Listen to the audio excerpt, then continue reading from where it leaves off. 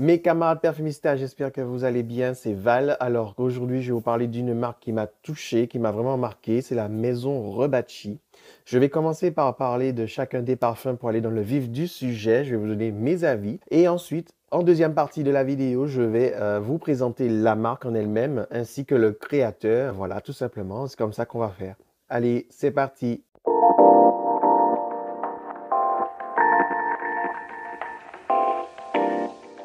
Je tiens à rappeler que vous avez le chapitrage. Si vous regardez la barre de description, vous pourrez choisir les chapitres qui vous intéressent. Aussi, les avis que je délivre sur ma chaîne sont mes avis propres à moi-même. Ils ne pourraient refléter en aucun cas un avis global et général. J'ai pu tester tous les parfums de la marque. Il y en a 7. Bientôt, il y en aura 8. Donc, sur les 7, j'en ai sélectionné 6. Alors, le premier parfum, du coup, que je vais vous parler, ça va s'appeler Bois d'enfant. Donc, Bois d'enfant, en note de tête, vous avez de la bergamote, de la baie rose, de l'essence de rose. En cœur, vous avez de l'absolu de rose de mai, de la frisia, de l'iris, de l'encens, du cèdre, du pin. En note de fond, vous avez du santal, du sapin baumier, qu'on dit fir balsam aussi dans le milieu de la parfumerie, de la framboise, de la vanille et puis des muscs.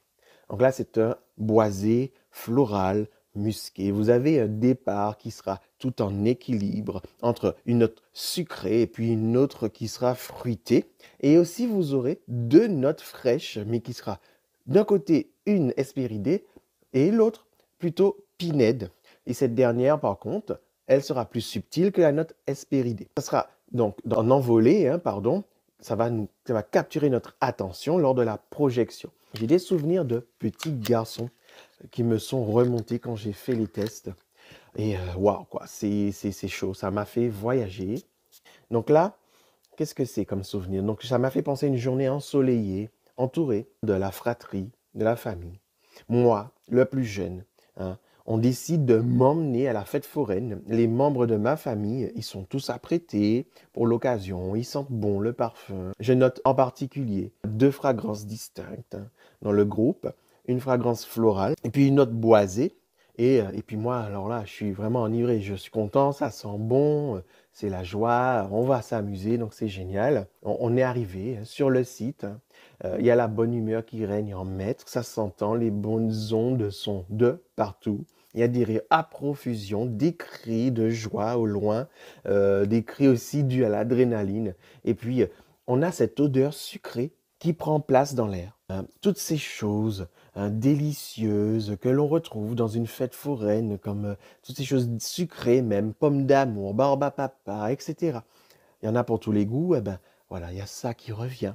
Ce parfum, il m'a ramené en enfance dans cet esprit-là, dans ce moment de fête foraine, de plaisir, de joie. J'ai deux sons de cloche sur ce parfum par rapport à la mouillette et par rapport à ma peau. Sur ma peau, la fragrance, elle s'est révélée à travers une tournure de confiserie chaude, légèrement salée, grâce à la vanille qui va venir justement s'immiscer entre à la fois les notes de confiserie à la framboise, mais douce et délicate, pas framboise qui sera pétant, non. Elle fait partie de l'orchestre, elle contribue au charme de la fragrance. La vanille, quant à elle, elle vient en subtilité, elle va surtout apporter cette touche balsamique, un tantinet saline, mais vraiment en filigrane. Car au-delà de cela, on a un accord qui est riche entre les notes boisées et florales, et ces notes-là, elles vont donner le rythme dans le parfum. D'accord? Ça va donner le tempo. Et je retrouve avec aisance la note de frisia, cette fleur qui est solaire, qui est enjouée, et puis qui va vraiment bien se démarquer dans le parfum. Et puis on va retrouver tour à tour aussi des notes de fleurs de couleur rose.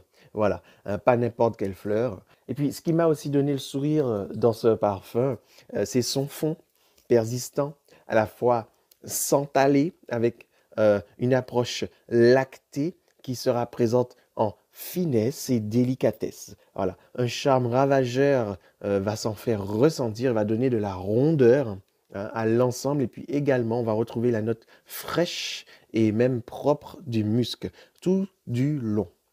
Donc, par rapport à la mouillette, par contre, du coup, là, ça va être un départ qui va être plutôt différent de ce que c'était sur la peau. La senteur sera plus dans des nuances spéridées et florales fraîches et va tenir le rythme sur plus d'une demi-heure ainsi, hein. Je parle de l'envolée, voilà.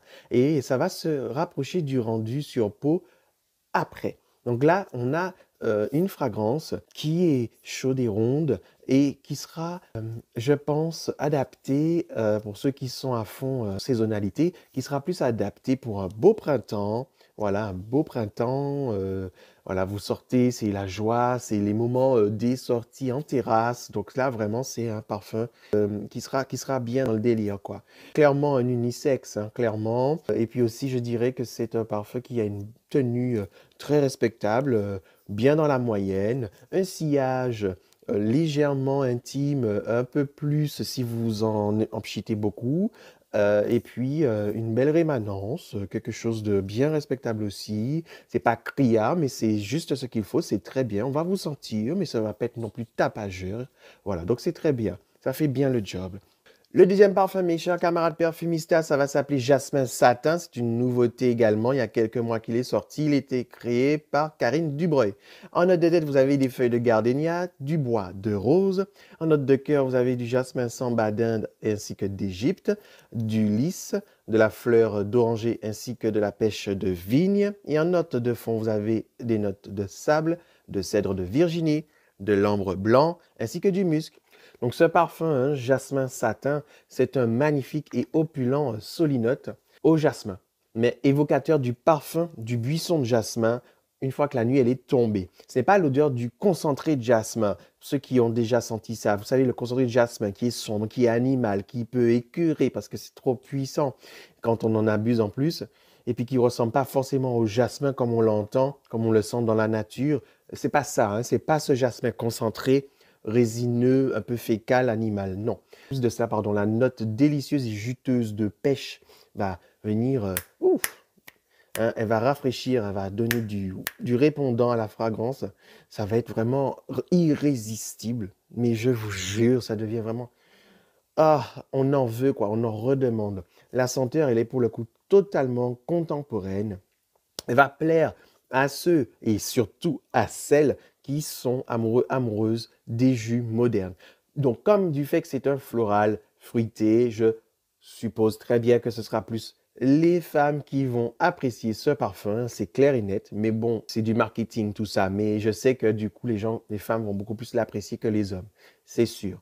Il est simple, il est efficace. C'est un floral qui est lumineux, hein, avec un twist gourmand, fruité inattendu qui fait vraiment un effet fou.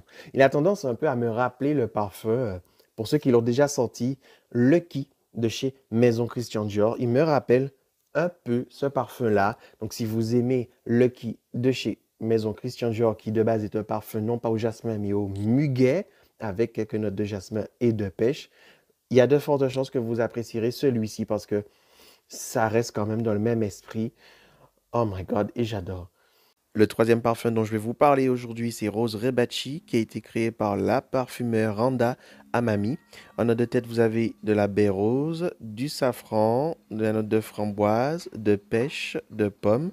En note de cœur, vous avez de l'essence de rose d'Amasena, de l'absolu de rose de Turquie, du beurre d'iris. Et en note de fond, vous avez du musc blanc, du santal, de l'ambre gris et des notes cuirées.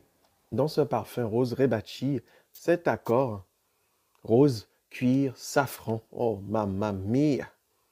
La façon dont la maître parfumeur l'a amené dans le parfum Rose Rebachi, ça m'a touché aussi énormément.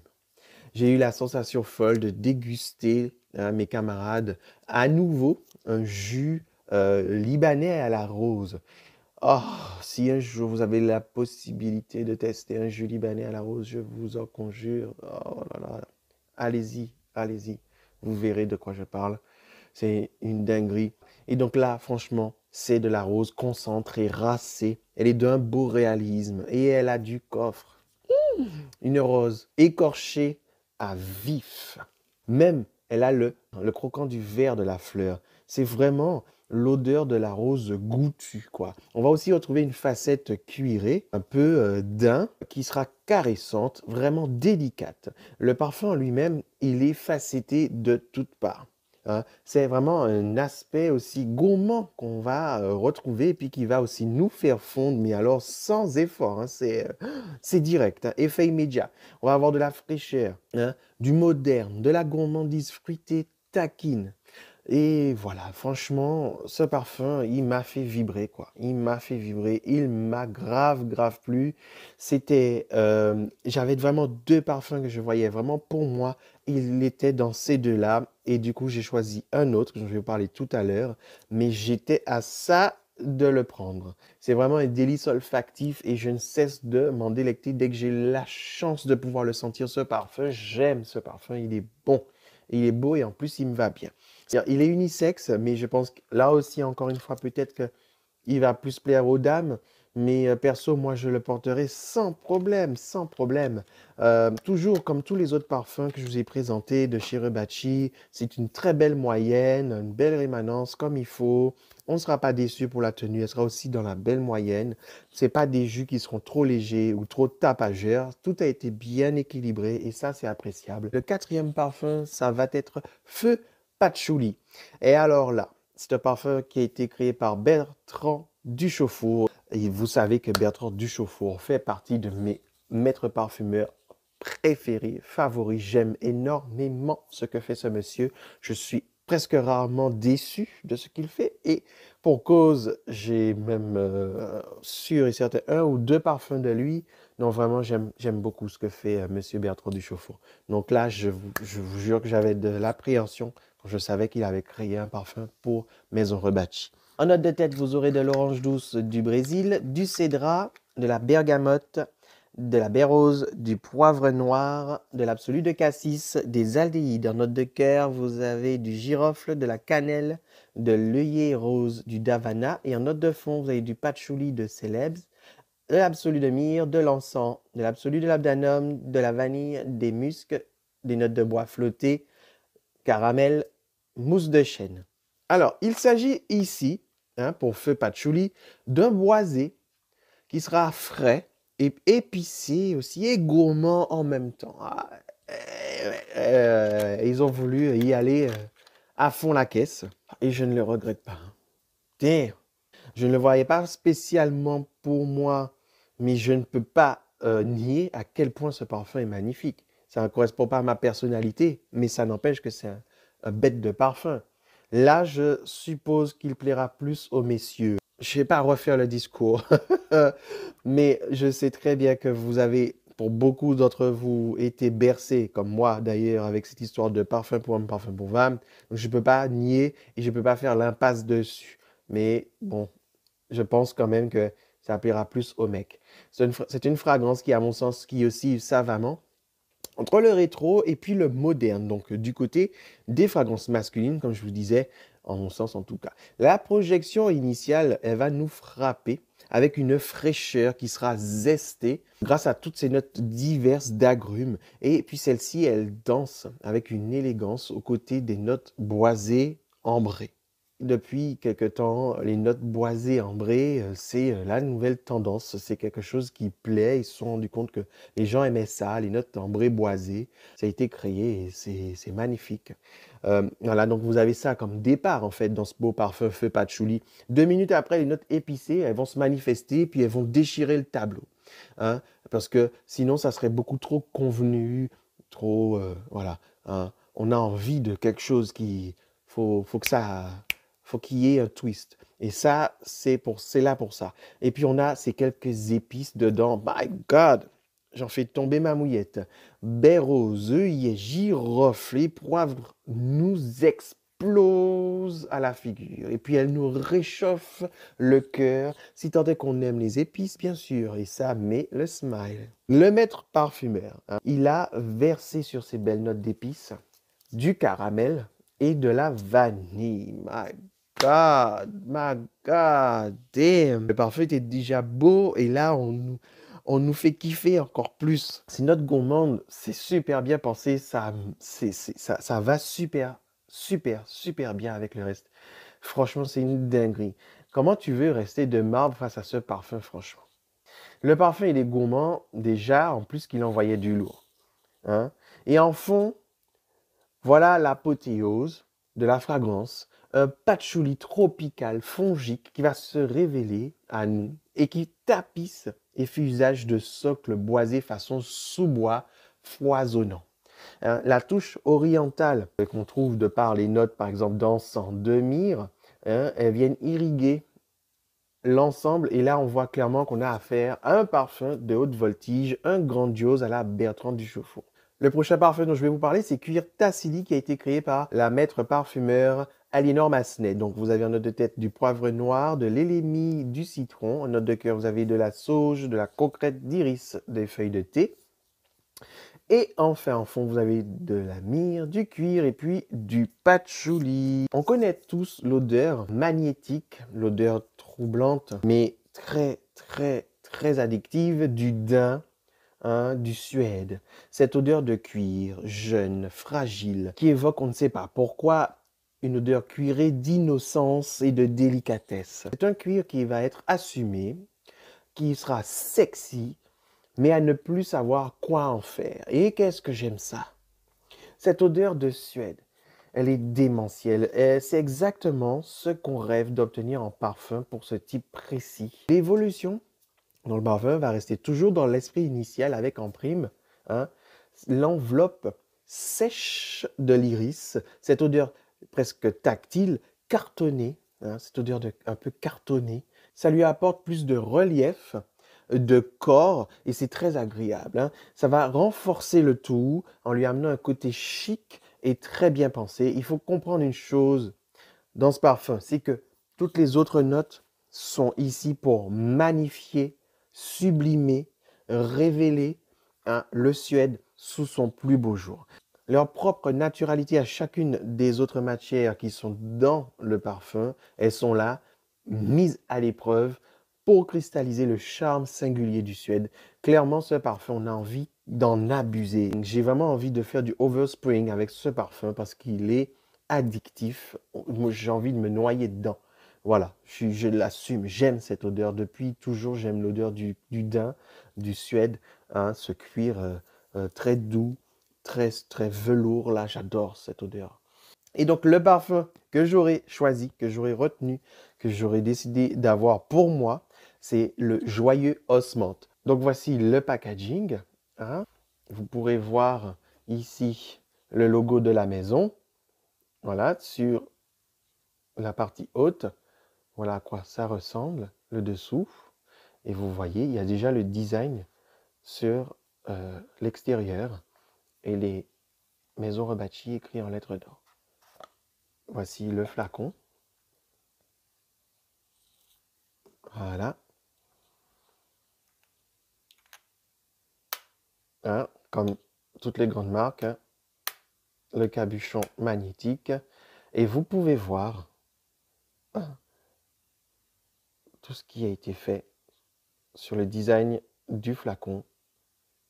Je vais vous expliquer la nature tout à l'heure. Hein, je vais vous donner les détails dessus tout à l'heure, pas maintenant. Je tiens à remercier chaleureusement la marque qui m'a permis du coup de vous présenter tous les parfums grâce à leurs échantillons et puis aussi sous forme de flacons. Voilà, comme ça au moins vous avez vraiment le visuel de A à Z. Donc là, ce parfum, il regroupe plusieurs esprits de parfum en un seul. Il coche plein de cases en même temps. Et je m'explique. Ce parfum, il a de l'originalité déjà. Il a du peps, de la fraîcheur. Il a de la vivacité. Il est floral. 1. Il est cuiré. 2. Il est gourmand. 3. Et puis, il est parfait pour l'été. 4. Moi, en plus, ça m'arrange parce que ce parfum va me permettre de changer du sempiternel aspiridé, du sempiternel aquatique pour l'été. Avec ce parfum, je sais que je vais me démarquer de tout le monde en ayant des effets qui seront positifs avec son côté très frais sous forte chaleur. Donc, je vais vraiment le privilégier pour les fortes chaleurs, au moins pour l'été. Le maître parfumeur, hein, Monsieur Maurice Roussel, que j'aime beaucoup aussi le travail, ici, il a fait du très beau en mêlant des notes caractérielles qui sont de nature très expressive et appuyée de base. Hein. Je ne vous apprends rien. Deux divas s'affrontent dans ce parfum devant nos yeux ébahis et on se demande qui va l'emporter. On se croirait aux Grammy Awards hein, dans une performance entre Whitney Houston et Mariah Carey, mais version fleur. Donc vous l'aurez compris, c'est Tubéreuse et Osmanthus, ce sont les reines de la soirée, les reines de la fragrance. C'est un parfum qui a un souffle frais, crémeux, floral, poudré, cuiré aussi, avec une part de fruits jaunes d'été, gourmand, mais toujours dans la forme pure d'un floral. Voilà, vous avez tout ça. Et ça, c'est excellent. Moi, c'est tout ce que je veux dans un seul parfum. C'est une folie, c'est tout bénef. Parce que aussi, c'est quoi? C'est l'osmanthus qui vous donne des notes fruitées déjà de par sa propre nature, avec un aspect cuiré, un aspect très floral solaire.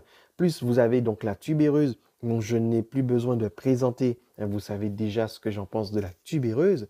Vous ajoutez ces deux-là, mais forcément, ça dépote. Ça dépote.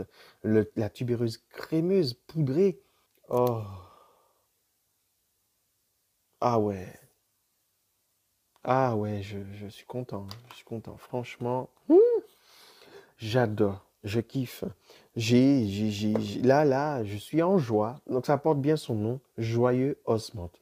Celui-ci, du fait que c'est assez floral, mais qu'il y ait aussi un aspect cuiré derrière, il peut plaire aux messieurs qui n'ont aucun souci avec ce qui est tubéreuse, qui n'ont aucun souci non plus avec ce qui est osmanthus. Sinon, il va donc plus plaire à mesdames.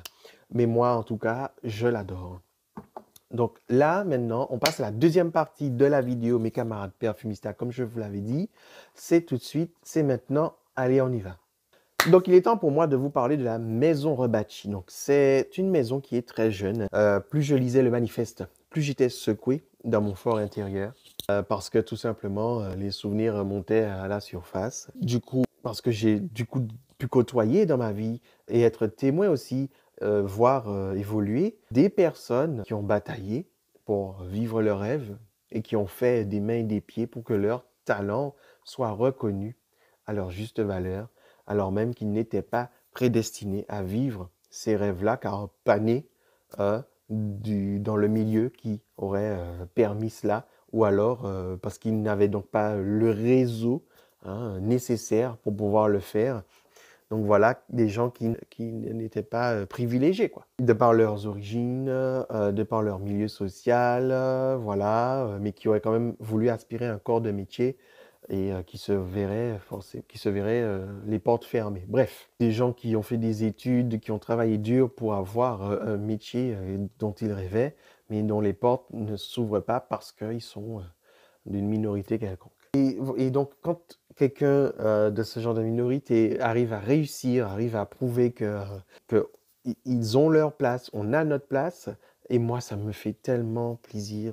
Ça me fait tellement plaisir, je vous jure. Je sais en plus que forcément ça dérange. Il y a certaines personnes qui n'aiment pas ça, qui préfèrent que les habitudes restent comme elles sont, qui n'ont pas envie de voir débarquer d'autres genres de personnes dans leur milieu. Hein. Ils aiment que les choses sont bien établies et restent telles quelles. Et donc moi, ça me fait plaisir quand quelqu'un arrive à percer. Et c'est le cas pour le créateur de cette marque. Et donc voilà, ça m'a touché, ça m'a vraiment parlé. Et moi, quand il y a quelque chose comme ça qui arrive, plutôt que de parler que des choses négatives, et quand c'est positif, j'estime qu'il faut le dire aussi. Il y a des choses bien qui sont faites. Et c'est clairement le cas avec cette marque, Maison Rebacci, qui a été créée par monsieur Mohamed Rebacci, qui est franco-algérien, qui est né à Créteil en 1991 et qui est un fils d'immigrés algériens modestes. En plus, moi perso, ça me parle parce que du fait que je suis antillais, nous les Antillais, on s'entend très bien avec les Algériens. Moi, j'ai toujours un bon feeling avec les Algériens. Je ne sais pas, ça s'explique pas. C'est comme ça.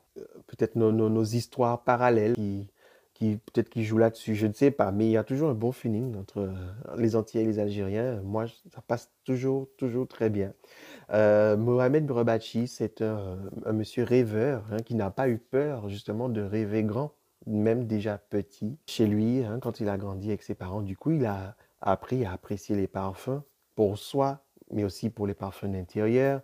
Et j'ai envie de dire que c'est souvent le cas, hein, pour beaucoup d'entre nous, perfumistas, ça a souvent été l'influence de nos parents, de la famille. Dès l'âge de 12 ans, hein, et contrairement aux autres jeunes de son âge, il aimait déjà s'aventurer dans les parfumeries et puis découvrir les parfums les uns après les autres, comme ça. Il passait son temps libre à faire ça. Et ça va nourrir son imaginaire d'une certaine façon sur le domaine de la parfumerie. Et aussi, ça va, par la même occasion, entraîner son nez sans le savoir et puis il va s'en imprégner, pardon. Donc tout ça au point où il aura déjà en tête le rêve de devenir à son tour propriétaire de sa propre maison de parfum. De petit boulot en petit boulot, l'occasion va se présenter un jour à lui et il va saisir cette occasion. Et c'est comme ça qu'il va de fil en aiguille se former et créer quelques accords de ci, de là avec des parfumeurs, des évaluateurs qu'il va rencontrer hein, sur son chemin. Il va se rendre compte que ses compositions vont pas mal plaire et ça va vraiment pousser, ça va le pousser dans son audace à rêver encore plus grand. Donc l'aventure va s'accélérer hein, quand il va décider à contacter Madame Karine Chevalier, une rencontre qui va entraîner deux autres, d'abord avec Madame Randa Amami, toujours une maître parfumeur, qui va le recommander à Monsieur Maurice Roussel et puis aussi à Monsieur Bertrand Duchaufour. Pour ce qui est de la composition et de la fabrication des parfums, la maison Rebacci s'est adressée à la société Accord et Parfums qui est basée sur les Hauteurs de Grasse. Il faut savoir aussi que les parfums se présentent hein, dans l'admirable flacon Bijoux, imaginé par Monsieur Pierre Dinan et son petit-fils Jules Dinan. Voilà, donc c'est un flacon, hein, comme je vous avais dit que j'allais vous expliquer tout autour de ça. C'est un flacon qui est habillé d'un motif chourabia afin de faire le lien entre les origines du créateur ainsi que de l'ADN de la maison de parfumerie française en général. Donc c'est un pétale qui est en relief, délicat, symbolique, intemporel, voilà, répété tout autour du flacon. Et donc ce motif, hein, moucharabia, hein, c'est une cloison ajourée qui permet une ventilation naturelle ou forcée, fréquemment utilisée dans l'architecture traditionnelle des pays arabes. L'entreprise dont il a fait appel, comme je vous ai dit, pour les flacons, hein, c'est pas n'importe laquelle, et pour cause, c'est Monsieur Pierre Dinan lui-même. Pierre Dinan, peut-être que ça ne vous parle pas, mais c'est un flaconnier qui a fait les flacons des, comment dire, de beaucoup de classiques de la parfumerie. Vous aviez, vos parents ont eu un flacon au moins de ce monsieur chez eux, obligatoirement. Donc comme je vous montre, hein, vous voyez, hein, je vous les montre tour à tour, c'est pas n'importe qui. Et il a vraiment produit pour quasiment toutes les grandes marques de parfums au monde. C'est une marque qui est connue à l'international puisqu'il y a quand même pas mal de boutiques qui sont revendeurs officiels. Donc ce sont des parfums que vous aurez la possibilité d'acheter sous forme soit de 10 ml à 40 euros, 50 ml 96 euros, 100 ml 150 euros. Donc vous avez le printemps de la beauté de l'enfant et de la maison à Haussmann Saint-Lazare à Paris qui le vendent. Sinon, il y a pas mal de boutiques dans le monde. Pour la France, je ne sais pas s'il y a d'autres lieux. Il faudra poser directement la question à la marque. Je ne saurais vous dire. Mais il y a quand même pas mal de lieux dans le monde, en Belgique, en Allemagne, en Angleterre. Je vois même à Moscou, Dubaï, etc., etc. Donc il y a de quoi faire. En tout cas, moi j'ai vraiment apprécié vous parler de cette marque parce que ça fait plaisir vraiment. C'est super de voir ça. Des belles créations, c'est pas du foutage de gueule, c'est des choses sérieuses, carrées, créées par des grands maîtres parfumeurs. Et voilà mes camarades perfumistas. Très bientôt, je vais vous faire peut-être une revue groupée de toutes les nouveautés à venir, enfin qui sont sorties, pardon, parce qu'il y a un parfum qui va sortir de chez Maison Rebacci, qui est déjà disponible au printemps, mais dont je vais vous parler la semaine prochaine, soit avec d'autres parfums, soit juste une revue pour ce parfum en particulier. Je ne sais pas encore comment je vais me dépatouiller, mais en tout cas, de ce parfum, sachez que je vous en parlerai très bientôt. Je vous fais la bise et puis je vous souhaite une bonne fin de semaine ou un bon week-end. Je ne sais pas à quel moment je vais poster ça. Quoi qu'il en soit, Parfumez-vous bien, testez sur peau, n'achetez pas l'aveugle. Ciao!